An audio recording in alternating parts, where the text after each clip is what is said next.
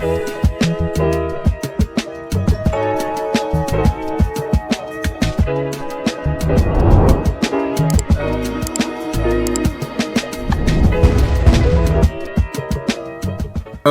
hey everybody, welcome to an episode of On the Wrist from Off the Cuff. It's a really cool review for you guys from the brand Venezianico.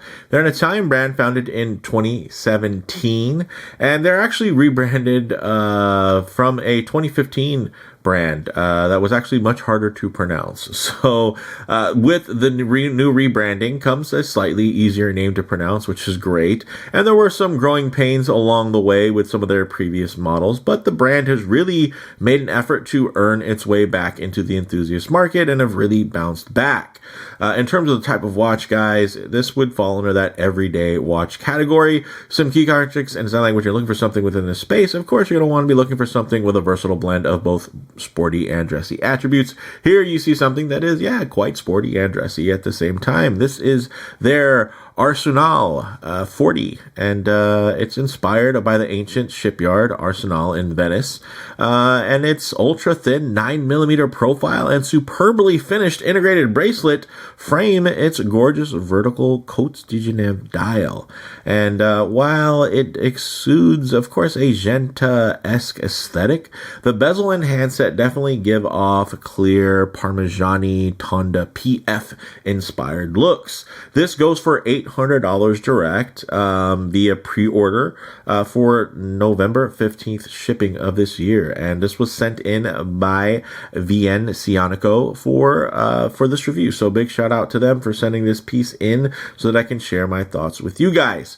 Now I know that this space is kind of very flooded. I mean, a lot of people kind of try to break into this steel sports watch space, especially with how mainstream popular the PRX has gotten from Tissot. But I will say most of those, including Tissot, as great as fun, watches that they are, they don't necessarily achieve that kind of luxurious vibe that you get from something like a Royal Oak or, or some of the more Holy Trinity level kind of Genta designs. So I will say that the Arsenale, this thing, it feels very expensive. So with that said, let's really dive into this and zoom the camera out, get this piece in hand, and take a closer look.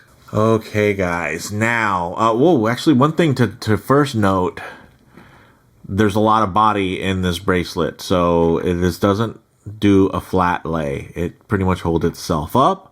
So there's going to be less articulation. I will say it doesn't affect comfort because, it's in the shape of a wrist. I mean, if it locked up and it was straight or some weird thing, that would be an issue, but it's not. But yeah, I know that can be a kind of a point of a lot of people in terms of design. Hey, if it can flat lay, that's a good sign. Unfortunately, this one can't flat lay.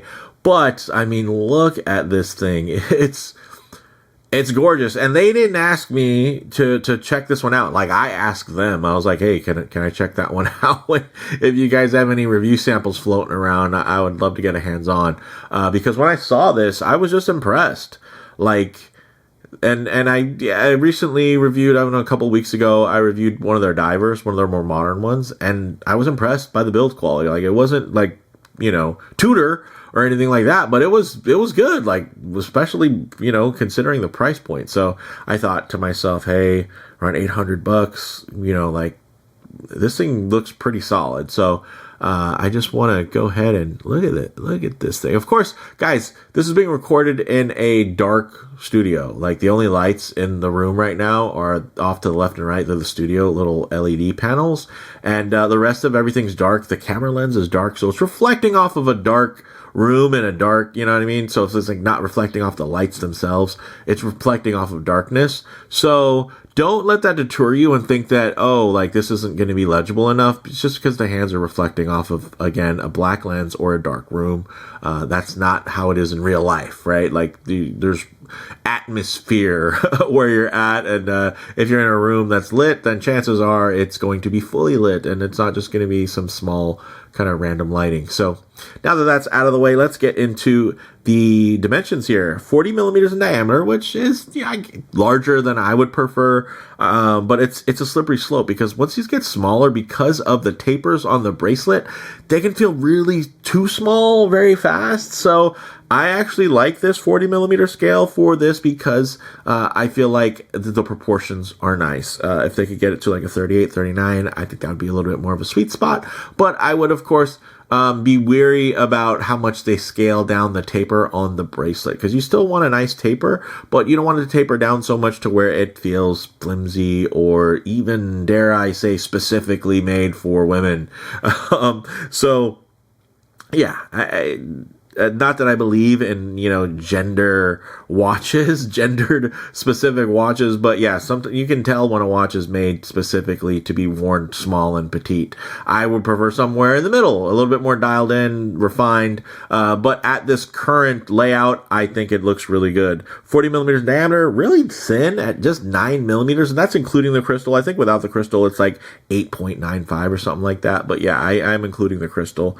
So although it's not going to add any visual weight or height, I should say, it's physical height with the calipers. And then the lug to lug is just 44.2 millimeters. So very nice. You're getting a stainless steel, of course, nicely brushed, beautifully polished here, very complex.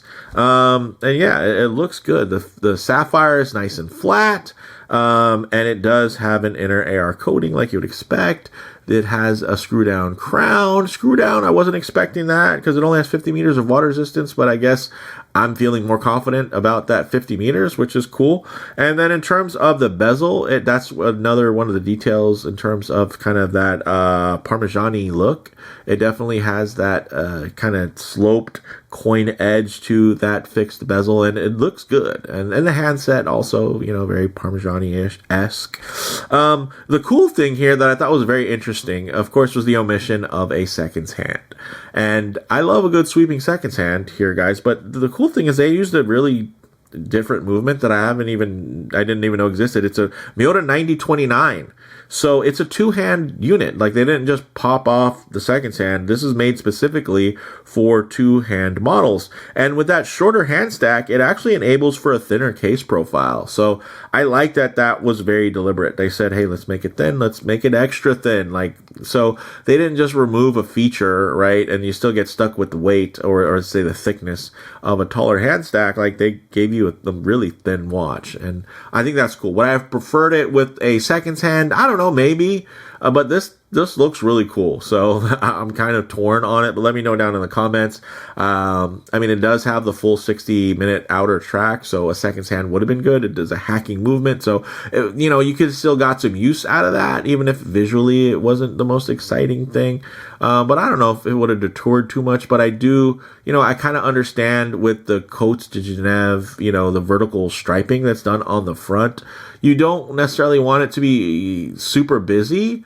So I get, the two-hand thing, and then also the hands themselves are skeletonized. So yeah, I get the want for simplicity there. So yeah, I'm not upset about it. It would be, I don't know. I feel like functionally I do like to have a seconds hand, especially for a hacking movement. But yeah, I will live. In terms of the movement itself, 42-hour power reserve, 4 hertz sweep, so that's 28,800 vibrations per hour. In terms of the internal workings, unfortunately, you're not going to see a seconds hand ticking away or anything like that. But the movement is still ticking away at that nice beat rate there. And then in terms of the Caseback, it is solid, but it is nicely etched. Check this out. Let me just see if I can get the camera to... There we go. Check that out. Very cool. It's actually that shipyard, which I think looks great. Now to the touch, I've definitely felt rougher, but it's, I don't know. It's somewhere in between. It's not rough to the touch, but it's not smooth to the touch. But it's there. It's not going to irritate the back of your wrist or anything, but if you were to, run your hand back and forth, it's not the most pleasurable thing to do. And not that it needs to be. I mean, an etching is an etching. But again, I do appreciate the fact that it is feeling a little bit more refined than some of the etching that I've experienced in the past, where it can feel a little bit sharp to the touch. So, getting into this dial, guys, let's talk about it. This thing looks good. Let me get the light, get the camera a little it's closer to the lens here.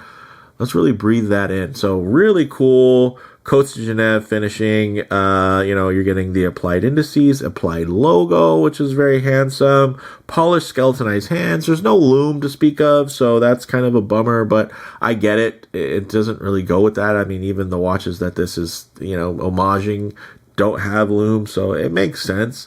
But with this robust bracelet, it does definitely still have a sporty vibe. And the nice thing is, this is one of the later, I don't know if this is production or slightly pre-production, but they did beautifully align the bevel here, so it goes from the case down into the bracelet with a very smooth and aligned transition. So let me give it a quick little wipe here. And that's one of the things with all of these great facets and complex finishes and angles is, with the polished surfaces, you're going to have a little bit more to, track fingerprints on once in a while, but I think it's worth it because this is super handsome and attractive. So in terms of the bracelet, actually, one thing to note, again, water resistance, 50 meters. Not too shabby. It's I prefer kind of 100, but it's not needed for a thin, dressy kind of mixture of an everyday dress watch, kind of casual everyday piece. It's not an adventure watch, for crying out loud. So 50 meters with a screw down crown is more than enough. Honestly, it's more than enough for a diver. Like, of course, this doesn't have any loom or anything like that, but like, nobody's diving 50 meters. Like, you're probably going to go 40 meters anyway. So this is totally good with 50 meters and a screw down crown. Now, in terms of the setup, it's integrated lugs there, flat brushed H-link screw pin construction, tapering down to about 16.9 millimeters here. And it does have a signed push button butterfly deployment. And it is, when I say signed, it does have this little clip here. So there is an order to it. So when you put it on your wrist, boom, boom. You don't want to go the other way, otherwise you're going to scratch that up. But with that said, let's actually get it on the wrist and see how it wears. Okay, guys, as you can see on my 7.5 inch wrist, I think this wears really well. It looks good. Look at that light play on there. Nice profile, wraps around the wrist really well, lays well, nice and thin, guys. Again, 9 millimeters thick there. Of course, if I get my wrist a bit too close to the lens, you're going to get a bit of perspective distortion, and it's just going to make the watch look a lot larger than it actually is. And again, that's more of the lens trickery that's happening there. So what I like to do is lay my wrist nice and low, and then just tighten up the frame so that you guys can get still a detailed look, but just add a bit of a truer aspect ratio as to how this may lay on your own wrist, looking at it with your natural eyes. And as you can see now, you can see a lot more of the bracelet on the side. You see the watch head feels more centered on the wrist, guys, and look at the thinness. This is absolutely beautiful. The thinness is just impressive. And again, at the price point, yes, it's going to be slightly more expensive than something like a Tissot PRX, but I will say, they're doing a lot more work than the Tissot PRX is doing when it comes to just the complex finish and layout and the total package. This is just feels a lot more refined and just generally a lot more full of effort. And it absolutely feels more expensive. And it is slightly more expensive, but it feels more than slightly more expensive than, I think the PRXs are like, I don't know, they probably raised the prices over the years, but when I first got the PRX, I want to say it was like $650. Let me know in the comments below what the prices are today for a PRX, the Powermatic, right? And yeah, this thing just looks good, guys. Just look at this thing. And then the light on the dial, the light on the bracelet. The whole point of having these types of watches is the fact that they just look like super classy and expensive, but still look quite robust because they do have that bracelet. Oh, actually, one thing I did want to note is that they sent over these straps too. I don't know exactly what the packaging is in terms of if you get these straps with like normal with the package or if you can opt into them, but I didn't want to show them. I'm not super thrilled by them. Like they're cool. They're like silicone kind of deal. And they are quite pliable and I'm sure very comfortable. And the hardware is nice, but honestly, like I didn't want to pop off the bracelet because the bracelet is kind of like half the point of the watch. Like it just looks good together. I mean, I think it'd probably look good on this too. I didn't want to kind of show that to you guys, but yeah, it didn't knock my socks off, but I guess it doesn't need to because it's, you know, with an integrated bracelet style, it's not like I'm looking to swap it out anytime soon, but it's cool that that option's there for if you do really want to make this a daily watch, you can absolutely just, you know, you can do that. You can say, okay, well, I'm just going to wear this for a sportier occasion and I need something I don't want to get scratched up. So that's there. So with that said, although there's no loom on this, man, look at this thing. I did want to set up, you know, probably like, we can close things out on a low light transition, just so you guys can see some of these finishing points and then also just get an idea of how this dial is going to play with light in different ways. So let's go ahead and set that up. Okay, let's go ahead and hit the lights here. I'm not going to turn this one all the way down up front. We'll just go ahead and kind of bring it down a bit, get the hand light on, flip this off. All right, so one of the reasons I like to get a low light transition is because you're always going to be out in the middle of a field enjoying direct sunlight. A lot of times you can find yourself coming out of buildings, walking underneath overhangs, or just hanging out underneath the shade of a tree. So it is nice with these colors, textures, and finishes rendered like in less than optimal lighting. And you guys can see here, although there's no loom, you know, you didn't buy this for the loom. Like, you look at this for the dial, the case, the bracelet, and you guys can see those features are just setting off. Look at how uniform the light glides over the flat brushing on those H-links. Look how deep and lustrous, even though I've got plenty of fingerprints and oil over those polished bevels and facets, they are just rendering gorgeous here. And then the dial. Look at the way this dial plays. So much motion. That watch is sitting still, guys, but depending on the way that light is going to hit it, it's going to feel like there's a whole lot of action going on. I think that is cool. So that's the thing that really drew me to this piece. One, it's not ultra expensive, and it looks really expensive. I feel like that's kind of, you know, can be the point of a lot of different watches that we own. Of course, there's a lot of times we just want things to be very legible, very capable, robust, all these things, but sometimes we just want something that looks cool. And this is that. Like, this just looks really, really great. I mean, from a design perspective, this thing is awesome looking, and I like that. So there's not too much in terms of the light play. I mean, you guys saw this thing plays with the lights, regardless of if they're powerful lights or if they are more subtle and subdued. So closing thoughts, guys, on the wrist, wears super thin and flat with great proportions that just lay on the wrist really well. It does give off a distinctly expensive and luxurious vibe that makes my Tissot PRX feel quite clunky and unrefined by comparison. And yeah, in terms of model variants, check the site links for current options and availability. This is still in the pre-order phase, but I'm sure they got some other cool ones there. The blue stuck out to me, and I think it's, you know, kind of quintessential within this genre, so it made sense to pick that out. And I've reviewed a bunch of other similar style of watches with blue dials. So in terms of comparable models, while the Genta-inspired integrated steel sports watch space is more competitive than it's ever been, many of the more affordable brands tend to kind of fall short of capturing that thin luxury magic.